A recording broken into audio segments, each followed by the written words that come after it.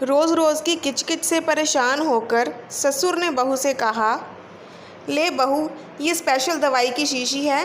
रोज़ रात को अपनी सास के खाने में इसकी 2 बूंद मिला देना, तुम्हें सास से छुटकारा मिल जाएगा।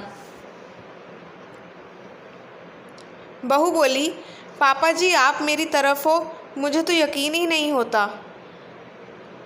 ससुर बोले, हाँ बहू, मैं भी तुम्हारी तरफ हूँ। मेरा भी इस घर में जीना मुश्किल हो गया है।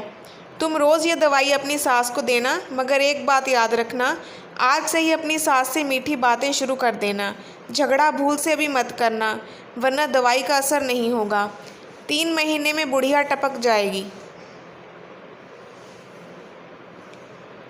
बहू बोली, ठीक है पापा जी। उसके बाद बहू ने अपना काम शुरू कर दिया। रोज़ टाइम पर सास को 2 बूंद दवाई देने लगी। सास कितना भी बुरा कहे, बहू जवाब भी नहीं देती। हर समय मीठा बोलती, जो भी सास कहती बहू वही करती। सास जानबूझकर बहू को जली कटी सुनाती, बात बात पर बहू की बेइज्जती करती, मगर बहू तो जैसे सुधर गई थी, पलटकर जवाब भी नहीं देती।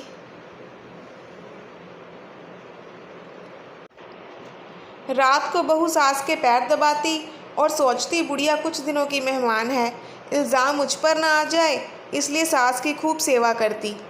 सास भी आखिर थी तो इंसान ही, वह भी अपना मीठा बोलने लगी।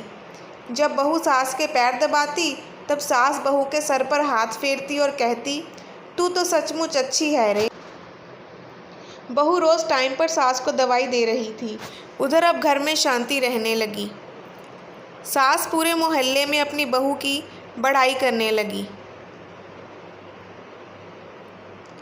एक दिन बहू को बुखार हुआ तो सास ने माँ की तरह उसे संभाला।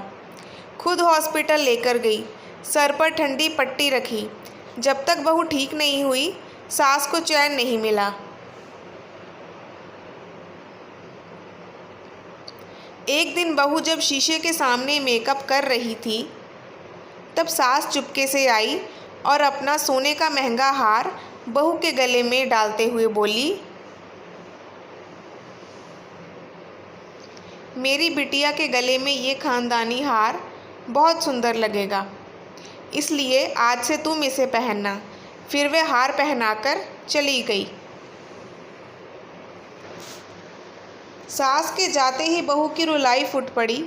वह भागी भागी ससुर के पास गई और बोली, पापा जी, मैं माँ जी को वह दवाई और नहीं दूंगी, और आप मुझे उस दवाई का असर ख़त्म करने वाली दवाई लाकर दो। मैं अपनी सास को खोना नहीं चाहती। ससुर बोले, क्यों, क्या बात हो गई? बहू बोली, कोई बात नहीं हुई, मुझे मेरी सास हमेशा मेरे साथ चाहिए। वो तो बिल्कुल मेरी माँ जैसी है, मैं उन्हें खोना नहीं चाहती। इतना कहकर वह रोने लगी।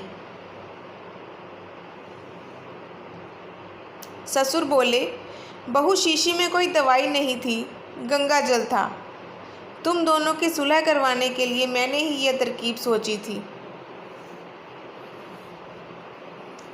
2 लोगों में लड़ाई तब होती है जब दोनों तरफ से कड़वी बातें बोली जाती हैं।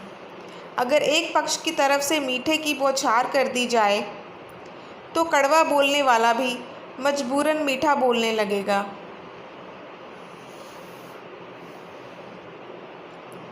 बहू ने ससुर के उपदेश पूरे सुने ही नहीं, बस वह तो इस बात से खुश थी कि उसके हाथ से कुछ बुरा नहीं होने वाला था। वह भागते हुए सास के कमरे में गई और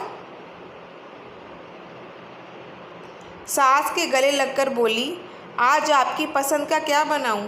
उधर दरवाजे के पीछे खड़े होकर ससुर मुस्कुरा रहे थे। ऐसी नई कहानियों के लिए हमारे चैनल को सब्सक्राइब करें। Thank you.